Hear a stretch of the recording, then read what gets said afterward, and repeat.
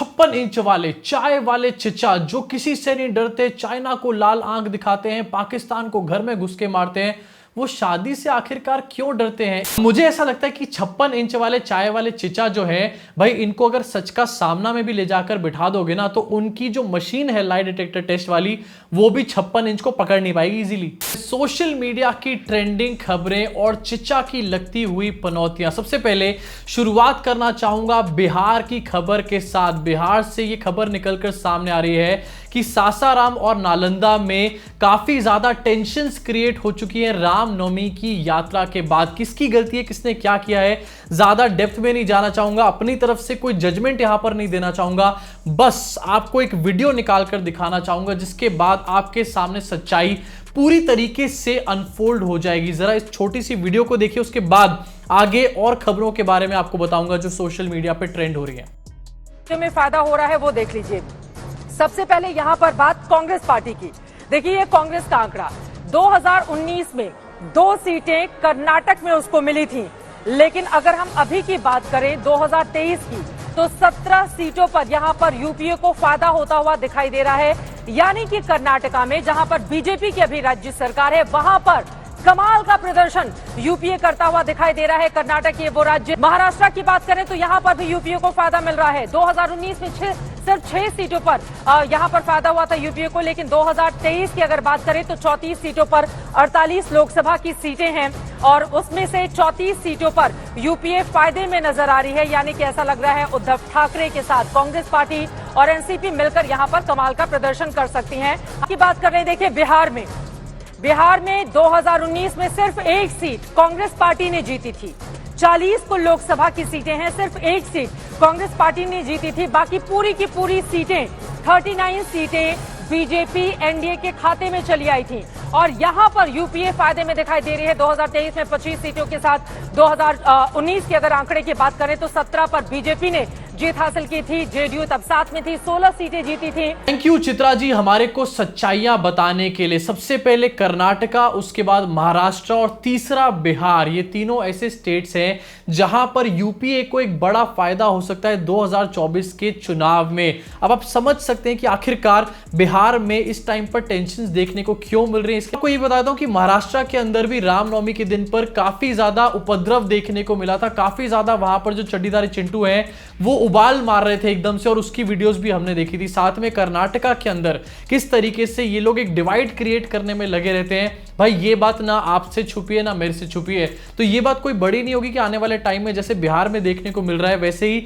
महाराष्ट्र और कर्नाटका में भी देखने को मिले, क्योंकि यहां पर एनडीए की बीजेपी की हालत काफी ज्यादा पतली है। क्या ये तो आने वाला टाइम बताएगा, साथ में मैं आपको इससे अपडेटेड भी रखूंगा। लेकिन अभी के लिए अगली खबर की तरफ बढ़ना चाहता हूं जो इस टाइम पर आपकी स्क्रीन के ऊपर है। इस खबर में पता चला कि लॉरेंस बिश्नोई जो है उसने उद्धव ठाकरे और संजय राउत को जान से मारने की धमकी दी है। कहां है वो लोग इस टाइम पर जो चाय वाले 56 इंच चचा को जब पंजाब के एक फ्लाईओवर पे रोक दिया गया था तो उस पर छातियां पीटने का काम कर रहे थे। देखो देखो किस तरीके से रोक दिया हमारे पिताजी को। कहां छुपे बैठे हैं वो सारे के सारे लोग? क्यों आज उन लोगों की आवाजें निकलकर सामने नहीं आ रही? क्या हमारे देश में एक गैंगस्टर किसी नेता को मारने की धमकी दे रहा है खुले तौर से? हमारे देश का मीडिया इसके बारे में बात क्यों नहीं कर रहा? आखिरकार बात कर रहे हैं यहां पर कुछ लोग निकल के, लेकिन क्या घटिया और टुच्ची बातें कर रहे हैं ये भी आपको दिखा देना चाहता हूं।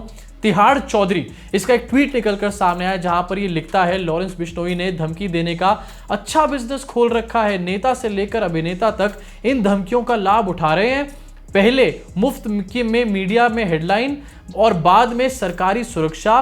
पता करना चाहिए ये जेब कतरा एक धमकी का कितना पैसा ले रहा है आजकल। जी हां, इस टाइम पर यह बात करी जा रही है जब लॉरेंस बिश्नोई खुले तौर से उद्धव ठाकरे और संजय राउत को धमकी दे रहा है। जिस दिन नरेंद्र मोदी को फ्लाईओवर पे सिर्फ रोका गया था, कुछ नहीं कहा गया था, कोई थ्रेट नहीं दिया गया था, सिर्फ रोका गया था, उसके ऊपर इस आदमी ने ये छाती पीटी थी कि मोदी जी को थ्रेट मिल गया है, बहुत बड़ा जान का थ्रेट हो चुका है। इस तरीके का नैरेटिव चलाया गया था। इसके अलावा इसकी अपनी यहां पर थोड़ी सी पोल खोल देना चाहता हूं आपकी स्क्रीन के ऊपर।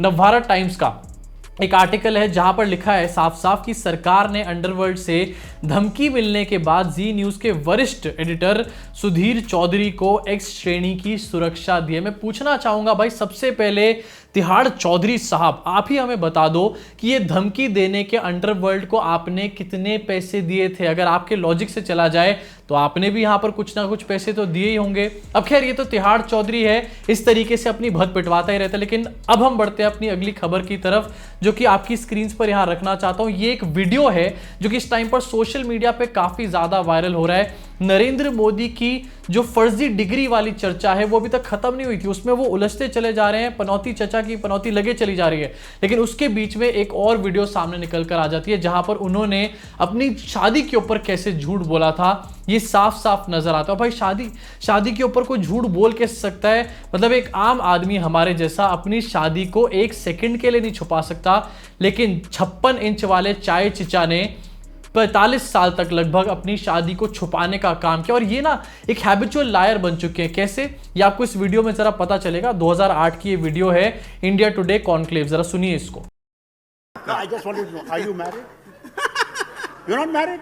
तो फिर आपको कैसा डायनेस्टिक रूल होएगा? आपका तो कभी होएगा ही नहीं। 56 इंच वाले चाय वाले चिचा जो किसी से नहीं डरते, चाइना को लाल आंख दिखाते हैं, पाकिस्तान को घर में घुस के मारते हैं, वो शादी से आखिरकार क्यों डरते हैं? एक नॉर्मल सा सवाल पूछा गया कि भाई साहब आपकी शादी हो गई? इन्होंने कहा नहीं, मेरी शादी तो नहीं हुई है। लेकिन सच्चाई ये है कि इनकी शादी ऑलरेडी 1968 के आसपास हो चुकी थी, लेकिन बिना बात के यहां पर झूठ बोल दिया। इसको कहते हैं हैबिचुअल लायर। क्लास में वो बच्चे होते हैं ना जो बिना बात के झूठ बोलते रहते हैं, उनको डांट नहीं पड़नी होती किसी बात पे, ना ही उनको क्रिटिसाइज किया जाना होता है उस क्वेश्चन के ऊपर, बस उनको झूठ बोलने में मजा आता है तो वो झूठ बोलते रहते हैं। मुझे ऐसा लगता है कि 56 इंच वाले चाय वाले चिचा जो है भाई, इनको अगर सच का सामना में भी ले जाकर बिठा दोगे ना तो उनकी जो मशीन है लाई डिटेक्टर टेस्ट वाली, वो भी 56 इंच को पकड़ नहीं पाएगी इजीली। अब सच का सामना में 56 इंच कभी जाएंगे या नहीं ये तो समय बताएगा। लेकिन तब तक के लिए हम बढ़ते हैं अपनी अगली खबर की तरफ, जो कि निकल कर आ रही है नोएडा से। जी हां, राम राज्य नोएडा,